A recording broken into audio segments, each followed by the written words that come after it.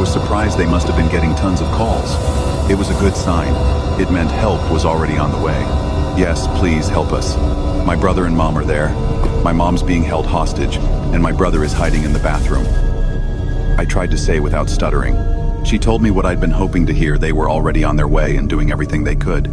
She asked me to turn off the TV, since the shooters were broadcasting the massacre live, and if the audience dropped, it might frustrate them. I hadn't expected that, but I couldn't turn it off. I needed to keep watching, to see if my mom and brother were still okay. If I turned it off, my thoughts would eat me alive. I didn't know what I might do. She seemed to understand and let me keep it on. I dropped the phone and rushed back to the TV, trying to make sure mom was still okay, while staying on the line with my brother. That's when I realized, almost frozen, that one of the shooters was no longer in the main room. He had left, probably hunting down anyone who had escaped. Something different happened. One of the cameras started moving. The shooter was using it while looking for victims. They really want to broadcast everything they can. Humans are true monsters. I told my brother to lock the bathroom door quickly before he got there. The door doesn't have a lock, just the stalls, but that won't help much, he said, his voice shaky and muffled, like fear was wearing him down.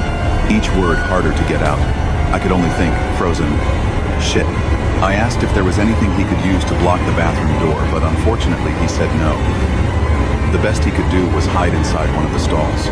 The shooter was switching from camera to camera, walking through the hallways, and now with his own point of view being streamed through the camera he was carrying.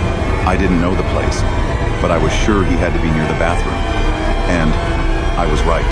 Listen, he's heading toward the bathroom. Don't make a sound. Don't scream. Don't move, I told him.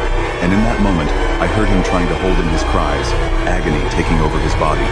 All I could do was try to comfort him, and all he could do was pray. There was a loud thud, and shortly after, a gunshot.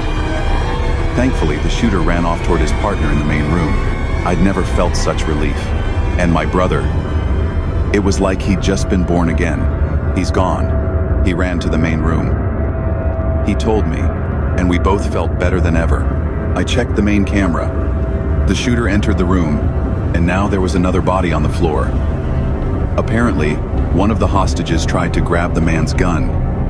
And, well, it didn't go too well.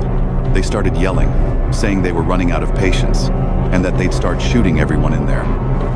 I'd never heard so many screams and cries of desperation. Everyone was begging for their lives, desperate, pleading over and over.